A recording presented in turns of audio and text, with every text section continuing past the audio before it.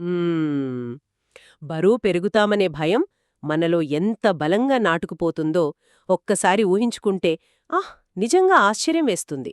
అంటే ఆ భయం ఏ స్థాయికి వెళ్తుందంటే అసలు ఆహారం తీసుకోవడమే మానేసేలా మన మెదడు నోటిని నియంత్రిస్తుంది. అవును, కరెక్ట్. కాని కాలక్రమేణా ఆ మానసిక భయం భౌతికంగా మారిపోయి మ్మ్. మన హృదయ స్పందనను ఆపేసి శరీరంలోని ఎముకలనే కరిగించేస్తుంది.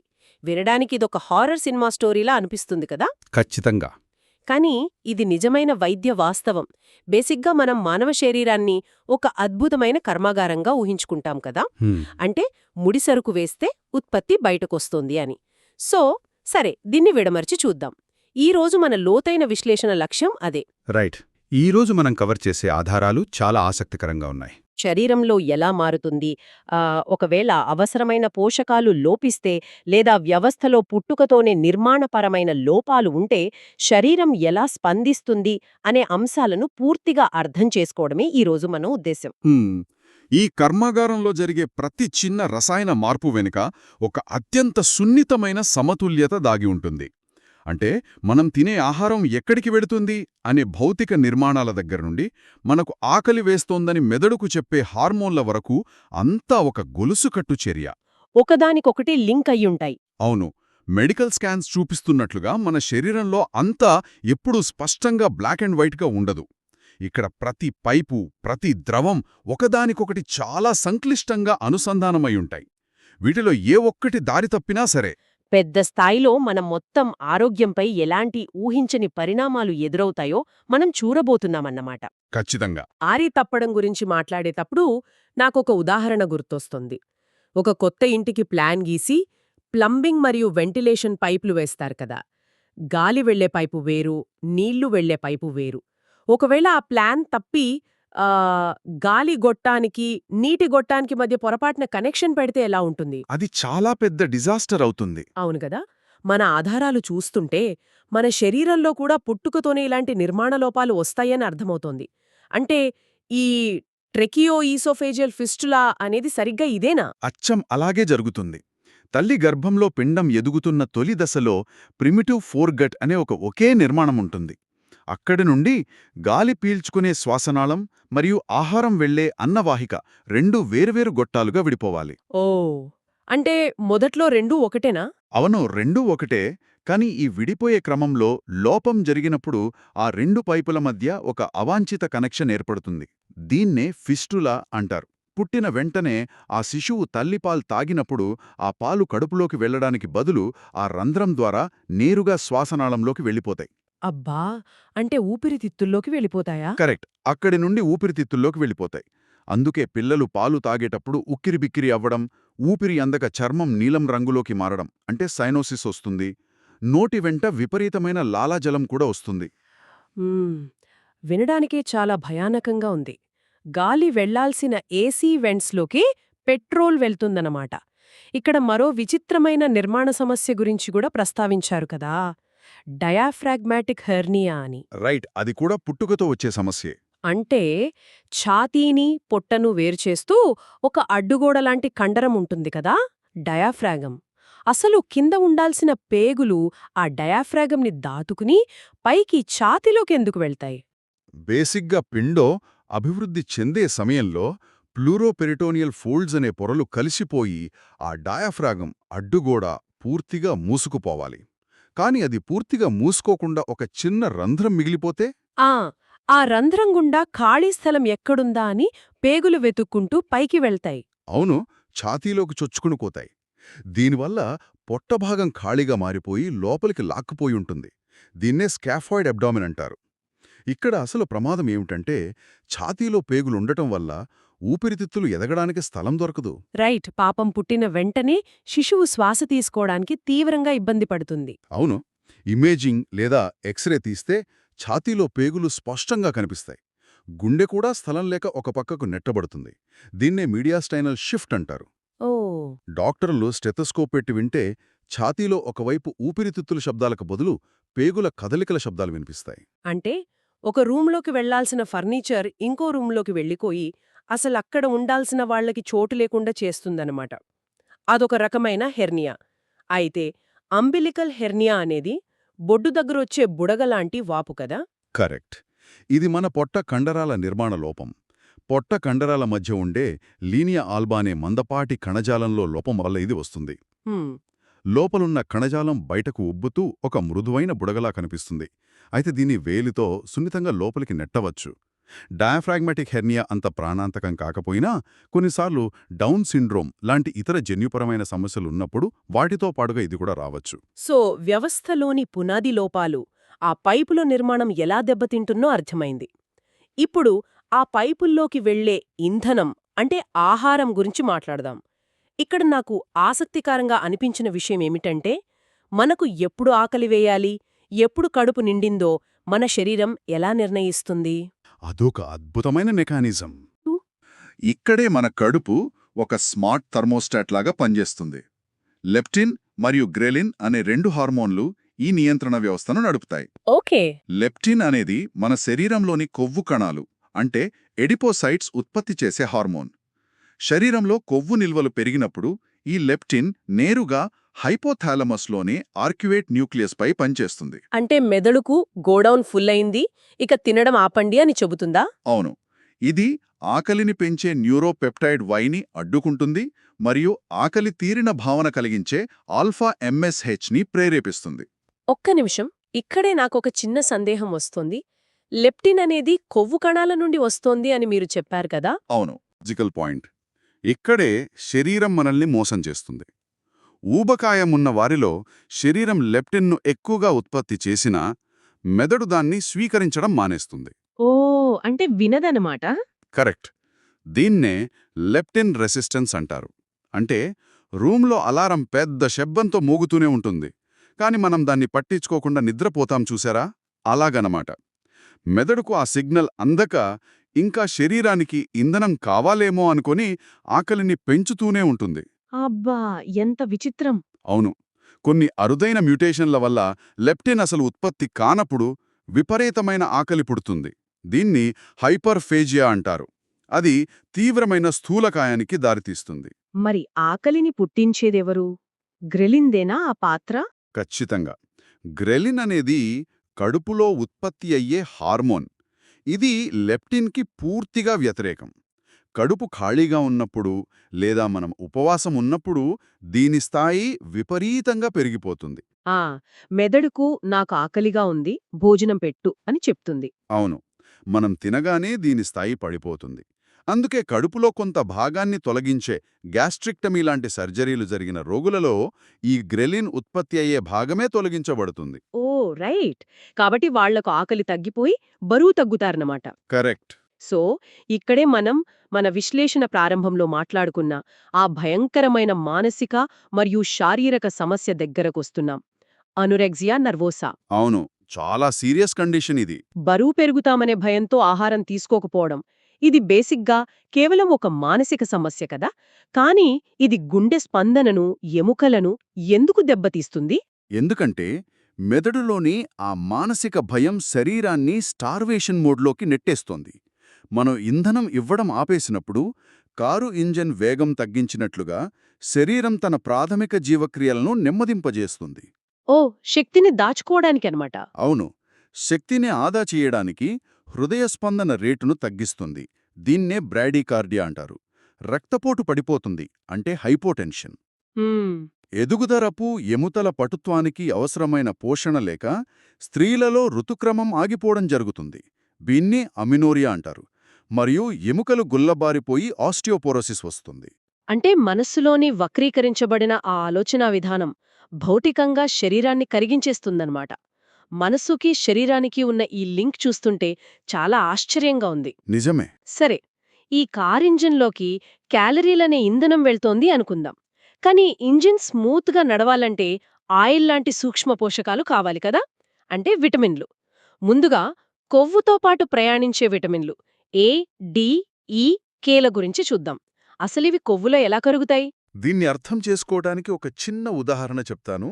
మనం జిడ్డుగా ఉన్న ఒక గిన్నెను వట్టి నీటితో కడిగితే ఆ జిడ్డు పోదు కదా. అవును, దానికి కొంచెం డిష్ సోప్ వేస్తాం. కరెక్ట్. ఆ సోప్ ఆ కొవ్వును చిన్న చిన్న అణువులుగా విడగొడుతుంది. మన పేగుల్లో జరిగేది అచ్చమినే. మనం తినే ఆహారంలోని కొవ్వులన్నీ మన కాలేయం నుండి వచ్చే పైత్యరసం అంటే బైల్ మరియు ప్యాంక్రియాస్ ఎంజైమ్లు కలిసి మైసెల్ అనే చిన్న నీటి బిందువుల లాంటి నిర్మాణంగా మారుస్తాయి. ఓహో! ఆ మైసెల్స్ ఏర్పడితేనే కొవ్వులో కరిగే విటమిన్లు శోషించబడతాయా? అవును, పేగుల ద్వారా లోపలికి వెళ్తాయి. ఒకవేళ బిలియరీ అబ్స్ట్రక్షన్ లాంటి కాలేయ నాళాల్లో అడ్డంకులు ఉన్నా లేదా సిస్టిక్ ఫైబ్రోసిస్ వల్ల ప్యాంక్రియాస్ పనిచేయకపోయినా ఈ కొవ్వు కరగదు. దాంతోపాటు ఈ విటమిన్లు కూడా వృధాగా బయటికి వెళ్ళిపోతాయన్నమాట. సోపు లేకపోతే జిడ్డు వదలనట్లు ఈ ఎంజైమ్స్ లేకపోతే విటమిన్లు వంటబట్టవు. ఖచ్చితంగా. విటమిన్ ఏ లోపిస్తే రేచీకటి, చర్మం గరుకుగా మారడం లాంటివొస్తాయని తెలుసు. కాని విటమిన్ ఈ ఎందుకంత కీలకం? విటమిన్ ఈని మన శరీరంలోనే ఒక రస్ట్ ఇన్హిబిటర్ లేదా తుప్పు పట్టకుండా ఆపే కవచంలాగా ఊహించుకోవచ్చు. తుప్పు పట్టకుండా ఆపడమా? హ్మ్, మన శరీరంలో ఎర్ర రక్త కణాలు, నరాలు ఎప్పుడూ పనిచేస్తూనే ఉంటాయి కదా. ఈ క్రమంలో అవి ఆక్సీకరణ ఒత్తిడికి అంటే ఆక్సిడేటివ్ స్ట్రెస్కి గురవుతాయి. ఇదొక రకమైన తుప్పులాంటిది. ఓకే, అర్థమైంది. విటమిన్ ఈ ఆక్సీకరణ ఒత్తిడిని అడ్డుకుంటుంది. ఒకవేళ ఇది లోపిస్తే నరాల వైర్లు దెబ్బతిని కదలికలపై నియంత్రణ కోల్పోతారు. దీన్నే అటాక్సియా అంటారు. పెరిఫెరల్ న్యూరోపతి కూడా వస్తుంది. అలాగే ఎర్ర రక్త కణాలు కూడా పగిలిపోయి హెమోలిటిక్ అనీమియా వస్తుంది. అంటే నరాల వైర్లపైన ఉండే ప్లాస్టిక్ కోటింగ్ పోయి షార్ట్ సర్క్యూట్ అయినట్లు అవుతుందన్నమాట. భలే చెప్పారు, కరెక్ట్. మరి విటమిన్ కే సంగతేంటి? పుట్టిన వెంటనే ప్రతి చిన్నారికి విటమిన్ కే ఇంజెక్షన్ ఇస్తారు కదా. దీని వెనుక కారణమేంటి? విటమిన్ కే అనేది ప్రాణదాత లాంటిది. మన శరీరంలో రక్తం గడ్డకట్టే కారకాలు 2, 7, 9 మరియు 10 తయారు కావాలంటే ఈ విటమిన్ కేనే మూలం. రైట్. ఇక్కడ సమస్య ఏమిటంటే తల్లి గర్భంలో ఉన్నప్పుడు శిశువుకు ఇది సరిగ్గా అందదు. పైగా తల్లి పాలలో కూడా విటమిన్ డి మరియు విటమిన్ కే చాలా తక్కువగా ఉంటాయి. అవును కదా, మరి లోపం వస్తే? అందుకే పుట్టిన వెంటనే విటమిన్ కే ఇంజెక్షన్ ఇవ్వకపోతే ఆ చిన్నారికి ప్రాణాంతకమైన రక్తస్రావం, ఉదాహరణకు మెదడులో రక్తస్రావం జరిగి ప్రాణాలు కోల్పోయే ప్రమాదముంది. అబ్బా! అలాగే ఎండ తగలని పిల్లలకు ఎముకలు వంగిపోయే రికెట్స్ వ్యాధి రాకుండా విటమిన్ డి సప్లిమెంట్ కూడా తప్పనిసరిగా ఇవ్వాలి. ఒక్క నిమిషం, ఇక్కడే నేను ఒక విషయం అడగాలి. మనం ఎప్పుడూ పండ్లు, కూరగాయలు తినడం చాలా ఆరోగ్యకరం అని బలంగా నమ్ముతాం కదా. కానీ మన ఆధారాల్లో వీగన్ డైట్ అంటే పూర్తిగా జంతు సంబంధిత ఆహారం మానేసేవారికి చాలా ఇబ్బందులొస్తాయని ఉంది. ఆరోగ్యకరమైన డైట్ ఫాలో అవుతుంటే సమస్యలెందుకొస్తాయి? ఇదొక ఎవల్యూషనరీ క్వర్క్, అంటే పరిణామ క్రమంలో వచ్చిన విచిత్రం. మనిషి అనేవాడు పుట్టుకతోనే అన్ని రకాల ఆహారాలు తినేలా రూపొందాడు. ఆమ్నివోర్ కదా. కరెక్ట్. పండ్లు, కూరగాయలు ఆరోగ్యానికి చాలా మంచివి, అందులో సందేహం లేదు. కాని జంతు సంబంధిత ఆహారాలను పూర్తిగా పక్కనబెట్టి వీగన్ డైట్ తీసుకున్నప్పుడు విటమిన్ బి12, విటమిన్ డి మరియు కాల్షియం లాంటి పోషకాలు తగ్గిపోతాయి. ఇవి మొక్కల్లో పెద్దగా దొరకవు. సో దీనివల్ల ఎముకలు వీక్ అవుతాయా? అవును, ఎముకలు గుల్లబారిపోయి ఈజీగా విరిగిపోయే ప్రమాదం అంటే ఆస్టియోపోరోసిస్ వస్తుంది. అంతేకాదు పెరిగే పిల్లల్లో, ఋతుక్రమం ఉండే స్త్రీలలో ఐరన్ లోపం కూడా తీవ్రమవుతుంది. అందుకే వీగన్ డైట్ పాటించేవారు బయట నుండి సప్లిమెంట్స్ తీసుకోవడం తప్పనిసరి, లేకపోతే అది ప్రమాదకరం. ఓ, అంటే ఆరోగ్యకరమైన డైట్ అనుకుని మన శరీరానికి అవసరమైన కొన్ని ముఖ్యమైన బ్లాక్స్ని మనమే తీసేస్తున్నామన్నమాట. సరే, కొవ్వుతో పాటు ప్రయాణించే విటమిన్ల గురించి చూశాం. కానీ నీటిలో కరిగే విటమిన్లు, ఐరన్ ఇవన్నీ సులభంగానే జీర్ణమవుతాయనుకుంటాం. కానీ ఐరన్ శోషించుకోవడంలో మన శరీరం చాలా సంక్లిష్టమైన ట్రాప్స్ పెట్టిందట కదా. ఖచ్చితంగా. ఐరన్ పేగుల్లో ఎక్కడ పడితే అక్కడ లోపలికి వెళ్లలేదు. దానికి ఒకే ఒక ఎంట్రీ పాయింట్ ఉంటుంది. ఓన్లీ ఒకటేనా? అవును.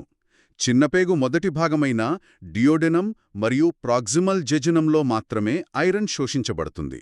బరువు తగ్గడానికి గ్యాస్ట్రోజెజినోస్టమీ లాంటి సర్జరీ చేసినప్పుడు వైద్యులు ఆహారం ఈ భాగాన్ని దాటేసి నేరుగా కిందకి వెళ్లేలా బైపాస్ చేస్తారు.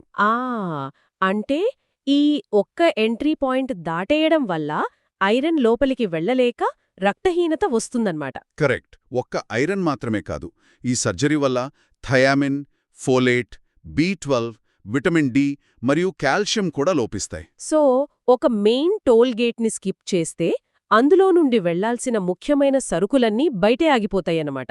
ఇప్పుడు విటమిన్ సి సంగతి చూద్దాం. ఈ స్కర్వీ వ్యాధికి విటమిన్ సికి మరియు మన శరీరంలో ఉండే కొల్లాజెన్కి సంబంధమేంటి? కొల్లాజెన్ అనేది మన శరీర నిర్మాణానికి ఒక సిమెంట్ లాంటిది. మన చర్మం, రక్తనాళాలు బలంగా ఉండాలంటే ఈ కొల్లాజెన్ అవసరం. ఈ కొల్లాజెన్లో ఉండే ప్రోలిన్ మరియు లైసిన్ అనే అమైనో ఆమ్లాలకు హైడ్రాక్సిలేషన్ జరగాలంటే అంటే ఆ సిమెంట్ గట్టిపడాలంటే విటమిన్ సి కావాలి. కరెక్ట్, విటమిన్ సి లేకపోతే కొల్లాజెన్ బలహీనంగా మారుతుంది. దీనివల్ల పళ్ల సమస్యలు వచ్చి పళ్ళు ఊడిపోవడం, గాయాలు మానకపోవటం జరుగుతాయి. బ్లీడింగ్ కూడా అవుతుంది కదా? అవును, రక్తనాళాలు చిట్లిపోయి చర్మం కింద రక్తస్రావం జరుగుతుంది. దీన్నే పెరిఫాలిక్యులర్ హెమరేజ్ అంటారు. జుట్టు కార్క్ స్క్రూలాగా మెలికలు తిరిగిపోవడం కూడా జరుగుతుంది. జస్ట్ ఒక్క విటమిన్ లోపిస్తే మన శారీరక నిర్మాణమే కూలిపోతుందన్నమాట. ఇకపోతే విటమిన్ బి3 లేదా నియాసిన్ లోపిస్తే పెల్లగ్రా వస్తుందని, ఇందులో డెర్మటైటిస్, డయేరియా, డిమెన్షియా వస్తాయని చూశాం. ఇది ట్రిప్టోఫాన్ నుండి తయారవుతుంది. అవును, ఎన్ఏడిపిలకు ముఖ్యం. కానీ ఇక్కడ నన్ను ఆశ్చర్యపరిచిన ఇంకో ఫ్యాక్ట్ ఏంటంటే, ఉదయాన్నే బాడీ బిల్డింగ్ కోసం పచ్చికోడిగుడ్లు తాగుతారు కదా, అది విటమిన్ లోపానికి దారితీస్తుందట. బయోటిన్తో దీనికున్న లింకేంటి? ఇది చాలా ఆసక్తికరమైన విషయం. మన కణాల్లో శక్తిని ఉత్పత్తి చేసే ఒక చక్రం ఉంటుంది. దాన్ని టీసీఏ సైకిల్ అంటారు. అందులో పైరువేట్ని ఆక్సలోఎసిటేట్గా మార్చే ఎంజైమ్లకు బయోటిన్ చాలా అవసరం. ఓకే. పచ్చి కోడిగుడ్డు తెల్ల సొనలో అవిడిన్ అనే ఒక ప్రోటీన్ ఉంటుంది. ఈ అవిడిన్ అనేది బయోటిన్ను ఒక అయస్కాంతంలా గట్టిగా పట్టేసుకుని శరీరం దాన్ని వాడుకోకుండా చేస్తుంది. అంటే ఎక్కువ పచ్చిగుడ్లు తాగితే ఈ బయోటిన్ లోపం వస్తుందన్నమాట. ఖచ్చితంగా. దీనివల్ల మానసిక స్థితిలో మార్పులు, కండరాల నొప్పులు మరియు లాక్టిక్ యాసిడోసిస్ వస్తాయి. మంచి చేస్తున్నారు అనుకుని అసలు శక్తినిచ్చే విటమిన్కి వాళ్లే తాళం వేస్తున్నారన్నమాట. ఇప్పుడు అత్యంత ముఖ్యమైన విటమిన్ బి12 గురించి మాట్లాడుకుందాం. ఫోలిక్ యాసిడ్ లోపానికి బి12 లోపానికి అసలు తేడా ఏంటి? మంచి ప్రశ్న. ఫోలిక్ యాసిడ్ అనేది కణాల డిఎన్ఏ తయారీకి, ముఖ్యంగా థైమిడిన్కు అవసరం. అది లోపిస్తే కణాలు సరిగ్గా విభజన చెందలేక ఆత్మహత్యకు గురవుతాయి. దీన్ని అపోప్టోసిస్ అంటారు. దాంతో మెగాలోబ్లాస్టిక్ అనీమియా వస్తుంది. మరి బి12 అనేది మరో అడుగు ముందుకేస్తుంది. బి12 కేవలం జంతు సంబంధ ఆహారంలోనే దొరుకుతుంది. మన కాలేయానికి దాన్ని సంవత్సరాల పాటు నిల్వ ఉంచుకునే సామర్థ్యముంది. ఒక వ్యక్తి పూర్తిగా దాన్ని తినడం మానేసినా ఈ లోపం బయటపడటానికి చాలా ఏళ్లు పడుతుంది. చాలా ఏళ్లు పడుతుందా? అవును. కాని లోపం బయటపడినప్పుడు కేవలం రక్తహీనత మాత్రమే కాదు, నరాల వ్యవస్థ కూడా కుప్పకూలుతుంది. నరాలు కుప్పకూలడం అంటే ఎలా జరుగుతుంది? నరాల చుట్టూ రక్షణ కోసం ఉండే మైలిన్ పోర తయారీ ఆగిపోతుంది. దీనివల్ల వెన్నుపాములోని ముఖ్యమైన నరాలు డీజెనరేట్ అవుతాయి. అంటే కాళ్ళు, చేతులు పనిచేయకపోవడం లాంటి సమస్యలు వస్తాయా? అవునండి. డాక్టర్లు బ్లడ్ టెస్ట్ చేస్తే మిథైల్మలోనిక్ యాసిడ్, హోమోసిస్టీన్ స్థాయిలు పెరిగినట్లు స్పష్టంగా కనిపిస్తాయి. ఇదంతా ఆహారం ద్వారా వచ్చే లోపం. కాని మన శరీరమే మనపై దాడి చేసి ఈ బి12 లోపానికి కారణమయ్యే పర్నీషియస్ ఎనీమియా అనేది చాలా భిన్నమైనది కదా. ఇక్కడ మన రోగనిరోధక వ్యవస్థే విలనవుతుంది. అవును, ఇదొక ఆటో ఇమ్యూన్ వ్యాధి. మన రోగనిరోధక వ్యవస్థలోని CD4+ కణాలు దారితప్పి మన కడుపులోని పెరైటల్ కణాలను శత్రువులుగా భావించి దాడి చేస్తాయి. ఈ పెరైటల్ కణాల పనేంటి? అసలు ఈ కణాలే ఆహారంలోని బి12ని శరీరం స్వీకరించేలా చేసే ఇంట్రిన్సిక్ ఫ్యాక్టర్ని మరియు జీర్ణాశయ ఆమ్లాన్ని ఉత్పత్తి చేస్తాయి. ఈ కణాలు నాశనమవ్వడం వల్ల ఆమ్లం తగ్గిపోయి కడుపులో pH పెరుగుతుంది. దాన్ని బ్యాలెన్స్ చేయడానికి శరీరం గ్యాస్ట్రిన్ను విపరీతంగా ఉత్పత్తి చేస్తుంది. ఫైనల్గా ఇంట్రిన్సిక్ ఫ్యాక్టర్ లేకపోవడం వల్ల మీరు ఎంత బి12 తిన్నా అది లోపలికి వెళ్లదు, వృధాగా బయటికి వెళ్ళిపోతుంది. మన గేట్ కీపర్స్ని మన సెక్యూరిటీ గార్డ్స్ చంపేయడం వల్ల అసలు సరుకులు లోపలికి రాలేకపోతున్నాయన్నమాట. ఎట్రోఫిక్ గ్యాస్ట్రైటిస్లో కూడా ఆమ్లం తగ్గి ఇలాగే జరుగుతుంది. అయితే దీనికి ట్రీట్మెంట్ ఇస్తే ఎంత త్వరగా కోలుకుంటారు? మీరు బి12 ట్రీట్మెంట్ ఇవ్వడం మొదలుపెట్టాక కేవలం ఒక వారంలోనే అప్పటిదాకా ఆగిపోయిన ఎర్ర రక్త కణాల ఉత్పత్తి అమాంతం జెట్ స్పీడ్తో పెరుగుతుంది. ఒక వారంలోనేనా? అవును, రెటిక్లోసైట్ కౌంట్ అమాంతం పెరుగుతుంది. అయితే రక్తం మొత్తం సాధారణ స్థితికి, అంటే హీమోగ్లోబిన్ పెరగడానికి మాత్రం దాదాపు 8 వారాలు పడుతుంది. సో ఇదంతా పోషకాల శోషణ గురించి చూశాం. కానీ అసలు ఆ ఆహారం కడుపులోకి వెళ్లాలంటే మన గొంతు కింద ఉండే అన్నవాహిక అనే పైపు క్లియర్గా ఉండాలి కదా. అక్కడ ట్రాఫిక్ జామ్ అయితే పరిస్థితి ఏంటి? అసలు ఈ అకలేసియా అంటే ఏమిటి? అన్నవాహిక చివరన కడుపులోకి ఆహారం వెళ్లే చోట LES అనే ఒక కండరాల కవాటముంటుంది. ఆహారం వచ్చినప్పుడు అది తలుపు తెరిచినట్లుగా విశ్రాంతి తీసుకోవాలి. కాని ఆ విశ్రాంతి తీసుకోమని చెప్పే ఇన్హిబిటోరీ గ్యాంగ్లియాన్ కణాలు నశించిపోవడం వల్ల ఈ అకలేసియా వస్తుంది. అంటే తలుపు తెరుచుకోదు గదా? కరెక్ట్. దీనివల్ల పైనుంచి కండరాల కదలిక ఆగిపోతుంది, కింద కవాటము తెరుచుకోదు. దాంతో ఆహారమంతా ఒక క్లబ్ బయట డోర్ తెరుచుకోకపోతే జనమెలా గుమిగూడుతారో అలా అన్నవాహికలో ఉండిపోతుంది. దీనికి ట్రీట్మెంట్గా బొటులినమ్ టాక్సిన్ వాడతారు అని చదివినప్పుడు నేను చాలా ఆశ్చర్యపోయాను. అంటే ముఖం మీద ముడతల పోగొట్టడానికి వాడే ఆ భయంకరమైన విషాన్ని ఇక్కడెందుకు వాడతారు? ఇక్కడే విచిత్రం దాగుంది. బొటాక్స్ అనేది నరాల నుండి ఎసిటైల్ కొలిన్ విడుదలను అడ్డుకుని కండరాలను రిలాక్స్ చేస్తుంది. ఇక్కడ ఆ టెన్షన్తో బిగుసుకుపోయిన కవాటాన్ని రిలాక్స్ చేయడానికి ఈ బొటాక్స్ను వాడతారు. అప్పుడు తలుపు తెరుచుకుంటుంది, ఆహారం కిందకి వెళుతుంది. వావ్, ఎంత ఐరనీ! అలాగే చాగస్ వ్యాధి కూడా ఇలాగే తలుపులు మూసేస్తుందట కదా? అవును, కానీ ఇక్కడ తలుపులు మూయించేది ఒక ఇన్ఫెక్షన్. ట్రిపనోసోమా క్రూజీ అనే పరాన్నజీవి సోకినప్పుడు అది అన్నవాహిక గోడల్లో ఉండే నరాల వలయాలను నాశనం చేస్తుంది. ఓహో, మీస్నర్ మరియు ఐర్బ్యాక్ ప్లెక్సిస్ కదా? కరెక్ట్, వాటినే నాశనం చేస్తుంది. దాంతో సెకండరీ ఎకలేసియా వస్తుంది. ఇది గుండె కండరాలను కూడా దెబ్బతీసి నాన్ ఇష్కిమిక్ కార్డియోమయోపతికి మరియు పెద్దపేగును ఉబ్బేలా చేసి మెగాకోలన్కు దారితీస్తుంది. ఇక డిఫ్యూజ్ ఈసోఫాగియల్ స్పాజం అంటే కండరాలు ఒకేసారి పిచ్చిగా ముడుచుకోవడం వల్ల వచ్చే ఛాతీనొప్పి. కానీ బ్యారెట్స్ ఈసోఫాగస్ విషయానికొస్తే ఇక్కడొక విచిత్రమైన సర్వైవల్ మెకానిజం కనిపిస్తుంది. యాసిడ్ రిఫ్లక్స్ వల్ల అన్నవాహిక కణాలు ఏకంగా వాటి ఆకృతినే మార్చేసుకుంటాయా? ఖచ్చితంగా. దీర్ఘకాలంగా యాసిడ్ పైకొస్తున్నప్పుడు అన్నవాహికలోని సాధారణ కణాలు ఆ యాసిడ్ వేడికి తట్టుకోలేవు. కాబట్టి ఆ యాసిడ్ను తట్టుకోగలిగే పేగుల్లో ఉండే కణాలలాగా తమను తాము మార్చుకుంటాయి. స్క్వామస్ నుండి కాలమ్నార్ ఎపిథీలియం లాగా. అవును, శరీరం తనను తాను రక్షించుకోవడానికి చేసే అద్భుతమైన మార్పు ఇది. కాని దురదృష్టవశాత్తు ఈ మార్పులు క్యాన్సర్కు అంటే అడినోకార్సినోమాకు దారితీసే ప్రమాదముంది. ఇదొక డబుల్-ఎడ్జ్డ్ స్వోర్డ్ అన్నమాట. అన్నవాహికకు వచ్చే వాపుని ఈసోఫాజైటిస్ అంటాం గదా, ఇది వివిధ రకాల ఇన్ఫెక్షన్ల వల్ల వస్తోందని తెలుస్తోంది. హెర్పెస్, సిఎంవి, క్యాండిడా లాంటివి. అవును, రోగనిరోధక శక్తి తగ్గిన వారిలో ఇవి ఎక్కువగా వస్తాయి. హెర్పెస్ సింప్లెక్స్ వైరస్ వల్ల అన్నవాహికలో గుండ్రటి అంటే పంచ్అవుట్ అల్సర్లు వస్తాయి. దీనికి ఎసైక్లోవేర్ వాడతారు. మరి సైటోమెగాలోవైరస్? అవయవ మార్పిడి జరిగిన రోగుల్లో సిఎంవి వల్ల పొడవాటి అల్సర్లు వచ్చి మింగేటప్పుడు తీవ్రమైన నొప్పుంటుంది. ఇక హెచ్ఐవి రోగులలో ఎక్కువగా ఇన్ఫెక్షన్ క్యాండిడా అనే ఫంగస్ వల్ల వస్తుంది. ఇవి కాకుండా ఎలర్జీల వల్ల కూడా వస్తుందట కదా? అవును, కొంతమంది ఎలర్జీ ఉన్న పురుషులలో ఈసినోఫిలిక్ ఈసోఫైజైటిస్ వస్తుంది. ఎండోస్కోపీలో రింగులలాంటి నిర్మాణాలు కనిపిస్తాయి. ఆహారం ఇరుక్కుపోతుంది. మనం మింగే టెట్రాసైక్లిన్స్ లాంటి మందుబిళ్లలు కూడా గొంతులో అతుక్కుపోయి పిల్ ఈసోఫేజైటిస్కు దారితీస్తాయని మనకు తెలుసు. ముఖ్యంగా అయోర్టిక్ ఆర్చ్ దగ్గర ఇది జరుగుతుంది. సరే, పైపులు బ్లాక్ అయ్యే విషయాలు చూశాం. ఫైనల్గా కడుపులోకి వెళ్లిన ఆహారం ఒక్కసారిగా పేగుల్లోకి పడితే ఏమవుతుంది?